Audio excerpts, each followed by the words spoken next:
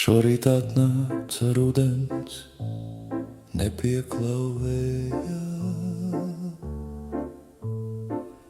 nepajautāja, vai ir šalle un tēja.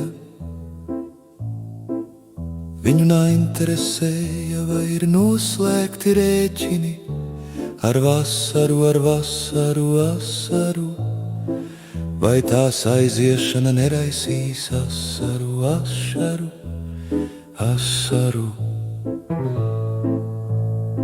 Viņš tagad zērves kāšos kārtos, grozā pildīs ābolus sārtos, ar sievu vasaru nedaudz vēl lutinās, bet tad jau ziema putinās.